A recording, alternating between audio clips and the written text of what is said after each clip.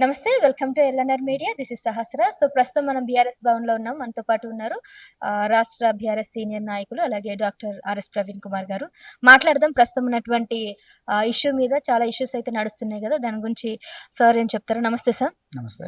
Sir, present యాక్చువల్‌గా ఎస్ఎస్‌యూ మీద చాలా వివాదం అయితే జరుగుతుంది. సో, హెచ్‌సీయూ మీద మొత్తానికి అయితే స్టే ఆర్డర్ అయితే ఇవ్వడం జరిగింది.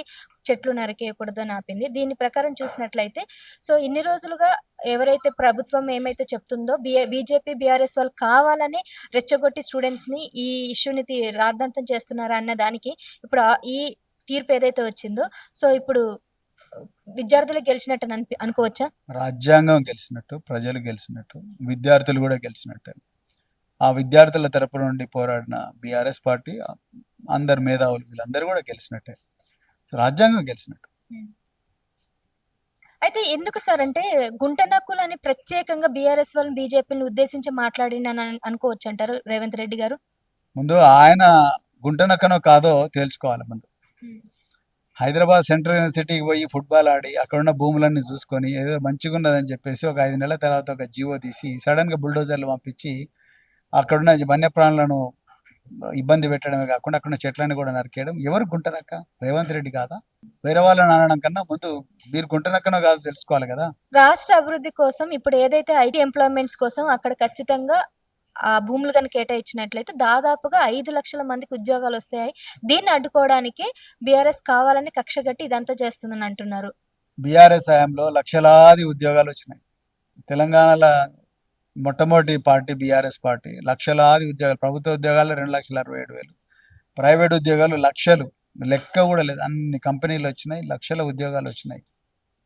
బీఆర్ఎస్ పార్టీ ఎందుకు ఆపుతదండి? కేటీఆర్ గారు ఏం చెప్పిండ్రు? రేవంత్ రెడ్డి గారు మీరు దావోస్ పోతే చాలా సంతోషం. పోయి తీసుకురండి ఉద్యోగాలు. విల్ బి వెరీ హ్యాపీ అని చెప్పారు. కరెక్ట్.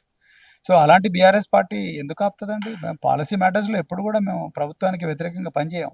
ప్రజల ప్రయోజనాలు మాకు ముఖ్యం.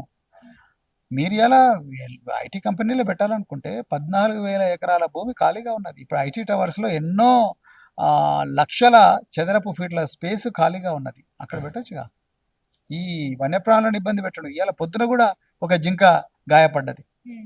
వన్యప్రాణులు లేవని ఎట్లా? అవును. కుక్కల దాడిలో జింకలు గూడా దాడి పడి దీన్ని చూస్తే అసలు వన్యప్రాణులు లేవని చెప్పడానికి ఆధారాలు లేవు గదా! మీకు దీన్ని బట్టి మీకు అర్థమైపోయిందిగా. ఎవరు అబద్ధం చెప్తున్నారు? ముఖ్యమంత్రా లేకపోతే బీఆర్ఎస్ పార్టీయా?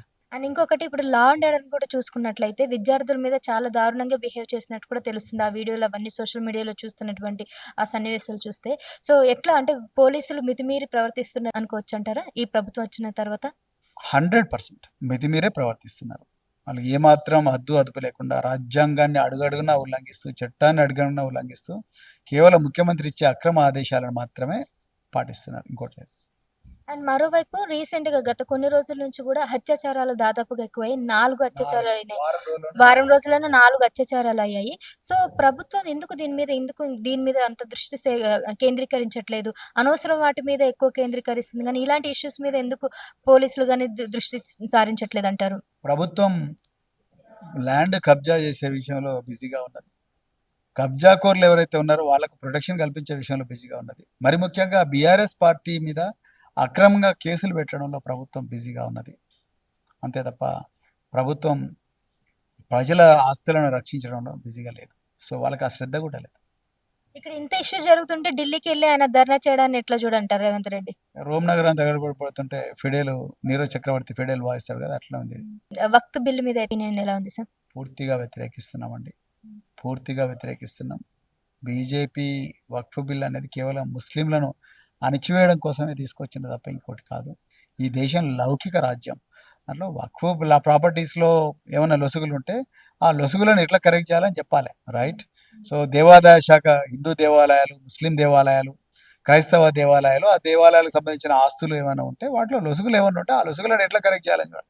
అంతే తప్ప ఒక వక్ఫ్ మీదనే వాడడం అయితే తప్పు. ముస్లింలను అణిచివేసే ఒక పెద్ద కుట్రలో భాగంగానే ఈ వక్ఫ్ బిల్ అని నేను అనుకుంటున్నాను. Right sir. Thank you. Thank you so much. Thank thank you you. Very much. So, చూసారు గదండీ! ఆర్ఎస్ ప్రవీణ్ గారు చెప్పినట్టుగా ప్రభుత్వం ఇప్పుడు అన్ని భూ కబ్జాదారుల మీద వాటి మీదే దృష్టి సారించింది తప్ప, జరుగుతున్నటువంటి అన్యాయాల మీద, ఈ అత్యాచారాలు జరుగుతున్నా గూడా అసలేవి పట్టించుకోవట్లేదని గూడా తెలుస్తుంది.